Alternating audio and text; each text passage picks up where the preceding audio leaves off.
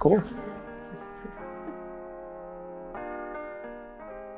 My name is Sav Hazard-Chaney. I like to go by Sav, and I'm a fiber artist right here in Providence, Rhode Island. I've never even taken an art class, and I had zero experience working with fibers or textiles. I started painting completely just out of interest and on my own, and just being inspired by my Blackness, queerness, culture, music, things like that. I'm painting and recreating some really cool and dope art, but I'm using this tufting machine. Growing up, being a creative was probably one of the last things that I thought I would ever grow up becoming. I was pretty hell-bent on, being one of the first girls in the NBA. That was one of our all famous dreams in the 90s. I played a little bit of college ball, and then the joints and the knees and things like that really caught up with your girl. And I just couldn't play the way I wanted to play. I was still connected in community, and I joined a few women's leagues around here just to be able to still move my body. I'm realizing now is I really was missing the community that I had when I was playing, the teammates and the culture and the rhetoric that we have before and after the game. I was in Warwick. I was going to school at the time. This was prime pandemic period, and my family and I experienced the house fire. That is sort of what shook and moved us into Providence, and it was here that I really started exploring being an artist. The art community here in Providence is remarkable. It completely took me in when I didn't feel like I even had a place inside of it.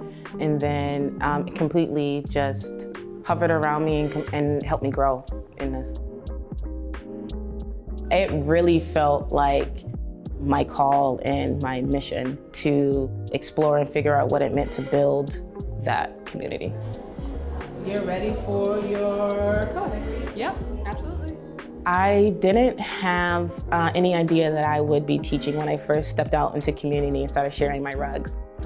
People were like, you should totally teach. And I was like, yeah, I'm gonna teach. Lay down nice and flat. Mm-hmm. It is okay if you go over. Mm-hmm. I just don't need you to go hella over because... I very loosely made an Instagram reel of a workshop that I had a remarkable time at. And go ahead and squeeze that button. Yeah! Go out. And stop. And pull the machine right out. Pull the machine out. Oh, I like this. But I made this with a lot of love and a lot of admiration. I love it. I posted that reel, and next thing I know, I had 500,000 views, and my workshops are sold out for the first 6 months of the year. And I was begging people to take this class a year ago, you know what I mean? So there is just power and intuition, and when you're anointed, you're anointed.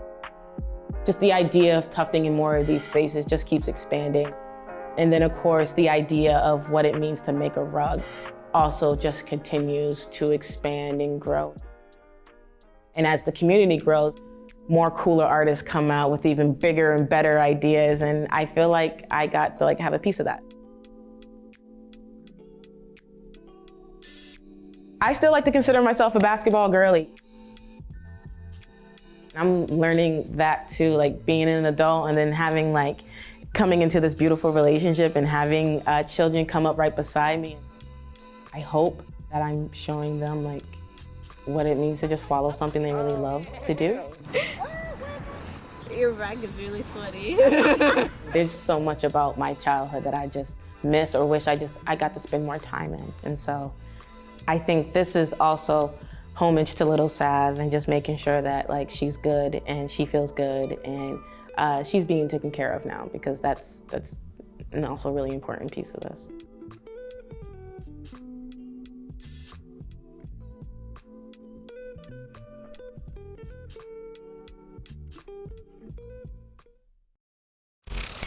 If you want to know what's going on,